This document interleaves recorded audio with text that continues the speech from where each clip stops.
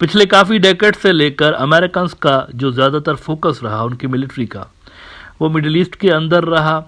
और हमारे रीजन में अगर देखा जाए तो अफ़गानिस्तान के ऊपर ज़्यादातर उनका फोकस रहा। ये अफ़गानिस्तान, पाकिस्तान, इन्हीं मुल्कों के साथ ज़्यादातर ये कांटेक्ट में रहे मिलिट्री हवालों से। लेकिन रिसेंटली हमने देखा है, ख़ास तौर पर पिछले 4-5 सालों के अंदर, कि उनका जो फोकस है वो बांग्लादेश, बे ऑफ बंगाल और ये वाले जो इलाके हैं यहाँ पर भी हमें बढ़ता हुआ नज़र आया है। अब इसके कई सारे फैक्टर्स हैं। मेन जो इसका फैक्टर है वो ये है कि अमेरिकन चाइना को कम्पीट करना चाहते हैं, चाइना के असर व रसूख को कम्पीट करना चाहते हैं इस रीजन के अंदर। एज अ रिज़ल्ट उन्होंने डायरेक्ट जो इंगेजमेंट्स हैं वो बढ़ा दी हैं, बांग्लादेश की मिलिट्री के साथ भी और दीगर जो इस रीजन के मुल्क हैं उनकी मिलिट्रीज के साथ भी। इसी हवाले से एक बड़ी विजिट होने जा रही है आज मंडे वाले दिन। ये जो बंदा आप अपनी स्क्रीन पर देख रहे हैं, इनका नाम है लेफ्टिनेंट जनरल जोएल जेबी वॉयल। अब ये जो लेफ्टिनेंट जनरल जोएल जेबी वॉयल हैं, ये टॉप के कमांडर हैं अमेरिका के पैसिफिक कमांड के। अब ये ढाका आ रहे हैं आज मंडे वाले दिन और ये 2 दिन यहाँ पर रहेंगे बांग्लादेश के अंदर। और इन 2 दिनों के दौरान इनकी जो मुलाकातें हैं बांग्लादेश की मिलिट्री के टॉप के ऑफिसर्स के साथ शेड्यूल्ड हैं।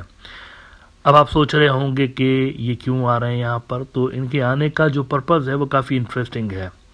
ये असल में म्यांमार के इश्यूज़ की वजह से यहाँ पर आ रहे हैं। मतलब अपेरेंटली जो बताया जा रहा है ऑन पेपर वो यही बताया जा रहा है कि ये म्यांमार के इश्यूज़ को डिस्कस करने के लिए यहाँ पर आ रहे हैं। और बांग्लादेश का जो डिफेंस है अगेंस्ट म्यांमार, ये वाला जो बॉर्डर उन्होंने काफ़ी ज़्यादा फोर्टिफाई करके रखा हुआ है, एक किला बना के रखा हुआ उन्होंने, तो इसको देखने के लिए आ रहे हैं। और उस वक्त आ रहे हैं जब मिलिट्री जनता के अगेंस्ट कहा यह जा रहा है कि एक और बड़ा ऑपरेशन या ऑफेंसिव शुरू होने जा रहा है बर्मा के अंदर। तो इन चीज़ों को देखते हुए ये यहाँ पर आ रहा है पैसिफिक कमांड के टॉप के ऑफिसर। फाइनेंशियल एक्सप्रेस ने आज रिपोर्ट किया हुआ है कि US general visiting Dhaka ahead of Arakan army offensive in Rakhine. Now point to be noted is that Rakhine state का ऑलरेडी बड़ा हिस्सा इनके कंट्रोल में है। गालिबन ये रिमेनिंग जो पॉकेट्स हैं जहाँ पर मिलिट्री जनता मौजूद है अब भी, खास तौर पर ये जो सितवी का शहर है इसमें मिलिट्री जनता का गवर्नर बैठता है, तो शायद ये रिमेनिंग पॉकेट्स जो हैं स्ट्रॉन्ग होल्ड्स मिलिट्री जनता के, ये वहाँ पर ऑफेंसिव लॉन्च करने की तैयारियों में। तो उससे पहले अमेरिकन पैसिफिक कमांड के जनरल का बांग्लादेश आना इट इज़ क्वाइट मीनिंगफुल। कहते हैं the arrival of a top American general from the US Pacific command in Dhaka on Monday and his meetings with senior Bangladesh army officers are aimed to solidifying defensive measures along Bangladesh's borders with Myanmar's Rakhine state, where military moves against the military Janata are expected to begin soon, according to a report of Northeast News of India. Lieutenant General Joel J.B. Wall, Deputy Commanding General for U.S. Army Pacific, located at Fort Shafter, Hawaii, will land at Dhaka's Hazrat Shah Jalal International Airport around 10 p.m. on Monday. अब यहाँ पर एक geopolitical complication बहरहाल मौजूद है। Apparently Americans don't support military जनता, वो मतलब उनको सपोर्ट नहीं करते, लेकिन वो ज़्यादा सॉफ्ट कॉर्नर भी नहीं रखते अराकान आर्मी वालों के लिए। उनके लिए भी कोई ख़ास उनके मुंह से फूल नहीं झड़ते, बिकॉज उनको पता है कि Arakan army is close to China. लेकिन यहाँ पर डीप स्टेट लेवल पर आप देखें तो मिलिट्री जनता के साथ कहीं ना कहीं पर उनका लिंक है। आपको ये जानकर हैरत होगी कि मिलिट्री जनता के टॉप के जो डिफेंस पार्टनर्स हैं उसमें इजराइल भी आता है। और मिलिट्री जनता के ऊपर जब वेस्ट ने इतने ज़्यादा सैंक्शंस लगा दिए थे, जब इन्होंने कू किया था, तो दुनिया के सिर्फ 1-2 मुल्क ही ऐसे थे जो कि इनको वेपन्स सप्लाई करते थे, उसमें इजराइल भी हुआ करता था। इजराइल मिलिट्री जनता को वेपन्स सप्लाई कर रहा होता था। तो डीप स्टेट लेवल की अगर आप देखें तो एक इंट्रोपरेबिलिटी मौजूद है अमेरिकन्स के दरमियान भी और इनके दरमियान भी, मिलिट्री जनता वालों के दरमियान भी। Israel is equal to America, मतलब ये दोनों एक ही जगह पर एक ही टीम बना के खेल रहे होते हैं यूजुअली। तो ये काफ़ी कॉम्प्लेक्स सिचुएशन है कि ये मिलिट्री जनता के साथ हैं भी लेकिन नहीं भी हैं। आइडियली दे प्रेफर आंग सान सूकी और ये जो डेमोक्रेटिक फोर्सेस है। पहले भी 90s के दौर में जब ये काफ़ी ज़्यादा इन्वॉल्व थे, और उससे पहले भी जब वियतनाम की वॉर चल रही थी तो इनकी यहाँ पर प्रेजेंस इन इलाकों में काफ़ी ज़्यादा थी। ये वही ज़माना था जब ये बहुत प्रमोट करते थे। आंग सान सूकी को नोबेल प्राइज़ के लिए भी नॉमिनेट करवाया, ये सब करवाया, उनको हीरो बना के पेश किया। लेकिन फिर जब ये यहाँ से निकले हैं तो उनको इग्नोर ही कर दिया इस सारे रीजन को।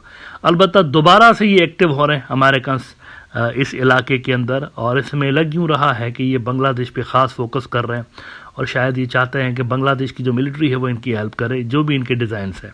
अब बांग्लादेश की मिलिट्री इनकी खैर हेल्प तो कर सकती है, इसमें कोई शक नहीं है, लेकिन एंटी चाइना जो इकदामात हैं उसमें नहीं कर सकती। ना शेख हसीना कर पा रही थी, ना मौजूदा रजीम करेगी, ना आने वाली जो भी सरकार होगी वो करेंगी, नहीं हो सकता। वैसे जनरली इनकी हेल्प कर सकते हैं। अच्छा, मिलिट्री के हवाले से ही अगर हम देखें तो कुछ और अच्छी डेवलपमेंट्स हुई हैं बांग्लादेश के लिए, मैं उनको पॉजिटिव डेवलपमेंट्स समझता हूं। कल के एपिसोड में मैंने आपको बताया था कि मिलिट्री की तरफ से एक क्लैरिफिकेशन जारी की गई थी कि ये जो स्टूडेंट्स लीडर्स ने कहा कि मिलिट्री की जानिब से कहा गया कि कोई गुंजाइश पैदा करें अवामी लीग के लिए, लेकिन उन्होंने क्लैरिफिकेशन जारी की कि ये सिर्फ ओपिनियन था, ये अपनी राय इम्पोज करने की कोशिश नहीं की थी वकार-उज़्ज़मा ने। आज वकार-उज़्ज़मा ने एक और अच्छा काम किया है, मैं इसको अच्छा काम समझूंगा। उन्होंने वो जो स्टूडेंट्स ज़ख्मी हुए थे शेख हसीना के क्रैकडाउन में, उनके लिए एक अफ्तार पार्टी अरेंज की, कल मेरे ख्याल से की है, आज नहीं, ये कल मीडिया में आज रिपोर्ट हुआ है, लेकिन ये इवेंट कल हुआ है। अफ्तार पार्टी उनके लिए वहाँ कंटोनमेंट के एरिया के अंदर रखी गई, उसमें गिफ्ट वगैरह भी दिए गए, लेकिन उसमें जो बातें वकार-उज़्ज़मा ने की हैं वो काफ़ी इनकरेजिंग किस्म की हैं। उन्होंने कहा कि हम आपके साथ हैं, स्टूडेंट को कहा है उन्होंने कि हम आपके साथ हैं और हम आपकी सेक्रीफाइसेस की कदर करते हैं, ये उन्होंने कहा हुआ है। बिजनेस स्टैंडर्ड ने रिपोर्ट किया है, army will always stand by July uprising injured. General Waker कहते हैं the Bangladesh army will always stand by the people who were injured during the 2024 July mass uprising, chief of army staff general Waker-uz-Zaman said today, यानी 23 मार्च। और इसमें वो कहते हैं addressing the uprising injured, the army chief said do not lose moral, you are the nation's pride, you have sacrificed a lot for the country and the people. I assure you that we will always be by your side, the army will always be by the side of the injured. ये Dhaka cantonment के अंदर कोई event मुनक्कद किया गया और ये जो तस्वीरें आप अपनी स्क्रीन पर देख रहे हैं ये उसी इवेंट की तस्वीरें हैं। अब इसमें दो तीन चीज़ें हो सकती हैं, ये मेरे ख्याल से सिग्नलिंग हो सकती है स्टूडेंट्स के लिए, क्योंकि रिसेंटली देखें इसमें मैं समझता हूँ इंडियन मीडिया ने भी काफ़ी जल्दी पे तेल डालने का काम किया हुआ है।